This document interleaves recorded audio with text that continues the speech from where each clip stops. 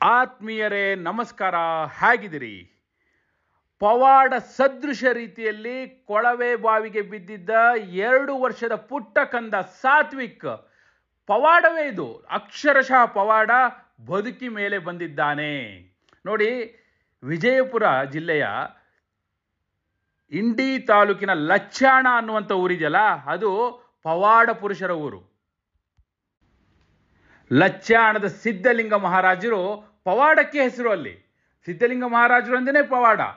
ಅಂತಹ ಪವಾಡದ ಭೂಮಿಯಲ್ಲಿ ನಿನ್ನೆ ಸಂಜೆ 5:15 ಹೊತ್ತಿಗೆ ಈ ಮಗು ಸಾತ್ವಿಕ್ ಕೊಳವೆ ಬಾವಿಗೆ ಬೀಳುತ್ತೆ. ಮೊದಲು ಬಿದ್ದಾಗ 5 ಅಡಿ ದೂರದಲ್ಲಿತ್ತು. ತಂದೆ ತಾಯಿ ಹೇಗಾದರೂ ಎತ್ತಬೇಕು ಅನ್ನುವಂಥ ಪ್ರಯತ್ನದಲ್ಲಿ 18 ಅಡಿ ಆಳಕ್ಕೆ ಹೋಗಿತ್ತು. ನೆನ್ನೆ ಸಂಜೆ 6 ಗಂಟೆಯಿಂದನೇ ಕಾರ್ಯಾಚರಣೆ ಶುರು ಆಯಿತು. 20 ಗಂಟೆಗಳ ಸತತ ಕಾರ್ಯಾಚರಣೆ. 20 ಗಂಟೆಗಳ ಕಾರ್ಯಾಚರಣೆಯ ನಂತರ ಅಗ್ನಿಶಾಮಕ ದಳದ ಸಿಬ್ಬಂದಿ ಕಡೆಗೂ ಆ ಮಗುನ ರೀಚ್ ಆಗಿದ್ದಾರೆ. ನೋಡಿ, ಇಲ್ಲಿಯವರೆಗೂ ಕೂಡ ಮಗು ಆ 18 ಅಡಿ ಆಳದಲ್ಲಿ, ಈ ಉರಿ ಬಿಸಿಲಿನಲ್ಲಿ, ಈ ಸೆಕೆಯಲ್ಲಿ, ಈ ಸಮ್ಮರ್ ಸೀಸನ್ಲಿ ಅಲ್ಲಿ ಹೇಗಿದ್ದಿರ್ಬೋದು. ಆಕ್ಸಿಜನ್ ಕೊಡ್ತಾ ಇದ್ರು ನಿಜ, ಆದರೆ ಒಂದು ತೊಟ್ಟು ನೀರಿಲ್ಲ, ಆಹಾರ ಇಲ್ಲ, ಬೆಳಕಿಲ್ಲ, ಅದು ತಲೆ ಕೆಳಗಾಗಿ ಬಿದ್ದಿತ್ತು. ಹಾಗಿದ್ರೂ ಕೂಡ ಅದು ಬದುಕಿ ಬಂತು ಅಂದರೆ ಇದು ಪವಾಡ ಅಲ್ಲದೆ ಮತ್ತಿನ್ನೇನು. ಆ ಮಗುವಿನ ಆಯಸ್ಸು ಗಟ್ಟಿ ಇತ್ತು, ನಿಜ ಹೇಳ್ತೀನಿ ಕೇಳಿ. ಅಲ್ಲದೆ ಹೋಗಿದ್ದಿದ್ರೆ ಯಾರಿರ್ಲಿಕ್ಕೆ ಸಾಧ್ಯ? ಹೀಗೆ ನಾವು ಹೊರಗೆ ಇರ್ಲಿಕ್ಕಾಗಲ್ಲ ಈ ಬಿಸಿಲಲ್ಲಿ. ಹಾಗಿರುವಾಗ 18 ಅಡಿ ಆಳದಲ್ಲಿ ಕೊಳವೆ ಬಾವಿಯಲ್ಲಿ ತಲೆ ಕೆಳಗಾಗಿ 2 ವರ್ಷದ ಪುಟ್ಟ ಕಂದ, ನೀವು ಯೋಚನೆ ಮಾಡಿ ಹೇಗಿದ್ದಿರ್ಬೋದು ಅಂತ ಯೋಚನೆ ಮಾಡಿ. ಅದು ಉಸಿರನ್ನ ಬಿಗಿ ಹಿಡಿದು ನಿಂತಿತ್ತು. ಕಡೆಗೂ ಕಾರ್ಯಾಚರಣೆ ಯಶಸ್ವಿ ಆಯಿತು. 18 ಅಡಿ ಆಳಕ್ಕೆ ಪ್ಯಾರಲಲ್ ಆಗಿ ಇನ್ನೊಂದು ಗುಂಡಿನ ಡಿಗ್ ಮಾಡಿದ್ರು. ಡಿಗ್ ಮಾಡಿ ಮಗುನ ರೀಚ್ ಆದ್ರು. ಮಧ್ಯದಲ್ಲಿ ಸಾಕಷ್ಟು ಅಡೆತಡೆ ಬಂತು, ಬಂಡೆಗಳು ಸಿಕ್ತು. ಆ ಬಂಡೆಗಳನ್ನು ಕೊರೆದುಕೊಂಡು ಹೋದ್ರು. ಹೋಗಿ ಕಡೆಗೂ ಆ ಮಗುನ ರೀಚ್ ಆದ್ರು. CCTV ಕ್ಯಾಮ್ರಾ ಹಾಕಿದ್ರು. ಕ್ಯಾಮ್ರಾದಲ್ಲಿ ದೃಶ್ಯ ಕಾಣಿಸ್ತಾ ಇತ್ತು. ಮಗುವಿನ ಅಳು ಕೇಳಿಸ್ತವರಿಗೆ. ಹತ್ತತ್ರ ಹೋದಾಗ ಮಗು ಅಳ್ತಾ ಇರೋದು ಕೂಡ ಕೇಳಿಸ್ತವರಿಗೆ.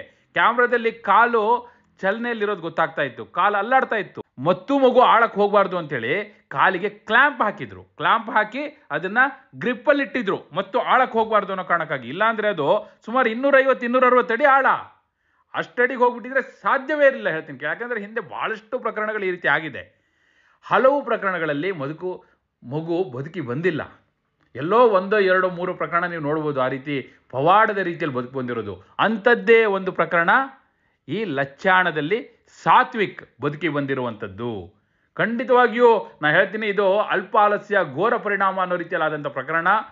ಹೆತ್ತವರು ಯಾರಿರ್ತಾರೆ, ಪೋಷಕರು ತುಂಬ ಜಾಗ್ರತೆ ವಹಿಸಬೇಕು. ಅದರಲ್ಲೂ ಈ ಬೋರ್ವೆಲ್ ತೋಡಿಸಿದವರು ಒಂದು ಜವಾಬ್ದಾರಿಯಿಂದ ಅದನ್ನು ಕೂಡಲೇ ಮುಚ್ಚಿಸಬೇಕು ಅನ್ನುವಂಥ ಪಾಠವನ್ನು ಈ ಪ್ರಕರಣ ಕಲಿಸಿದೆ. ದೇವರು ದೊಡ್ಡವನು, ಮಗು ಬದುಕಿ ಬಂದಿದೆ, ಸಾತ್ವಿಕ್ ಬದುಕಿ ಬಂದಿದ್ದಾನೆ. ಆ ಮಗು ಚೆನ್ನಾಗಿರಲಿ ಅಂತ ಎಲ್ಲರೂ ಕೂಡ ಹಾರೈಸೋಣ. ಇದರೊಂದಿಗೆ ಒಂದು ಎಚ್ಚರಿಕೆ ಸಂದೇಶ ಪ್ರತಿಯೊಬ್ಬರಿಗೂ ರವಾನೆ ಆಗಬೇಕು. ಯಾರು ಕೊಳವೆ ಬಾವಿಯನ್ನು ತೆಗೆಸ್ತಾರೋ, ಯಾರು ಬೋರ್ವೆಲ್ ಹೊಡೆಸ್ತಾರೋ, ಫಸ್ಟ್ ಅದನ್ನು ಮುಚ್ಚಿಸ್ಬೇಕು, ಕೇಸಿಂಗ್ ಹಾಕಿ ಕ್ಲೋಸ್ ಮಾಡಿಸ್ಬೇಕು. ಅದು ಪಾಸ್ ಆಗುತ್ತೋ ಫೇಲ್ ಆಗುತ್ತೋ, ನೀರು ಬರುತ್ತೋ ಬಿಡುತ್ತೋ, ಜವಾಬ್ದಾರಿ ಮರೆಯಬಾರದು ಅನ್ನುವಂಥ ಒಂದು ಪಾಠವನ್ನು ಈ ಪ್ರಕರಣ ಕೊಟ್ಟಿದೆ. ಖಂಡಿತವಾಗಿಯೂ ನಾ ಹೇಳಿದ ಹಾಗೆ ಲಚ್ಚಾಣದ ಸಿದ್ಧಲಿಂಗ ಮಹಾರಾಜರ ಪವಾಡದಿಂದ ಸಾತ್ವಿಕ್ ಬದುಕಿ ಬಂದಿದ್ದಾನೆ. ನೀವೇನಂತೀರಿ?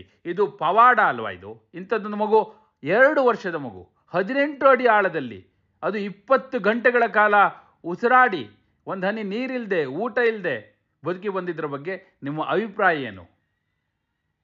ನೀವೇನು ಹೇಳ್ತೀರಿ? ಕಮೆಂಟ್ ಮೂಲಕ ನಿಮ್ಮ ಅಭಿಪ್ರಾಯವನ್ನು ತಿಳಿಸಿ.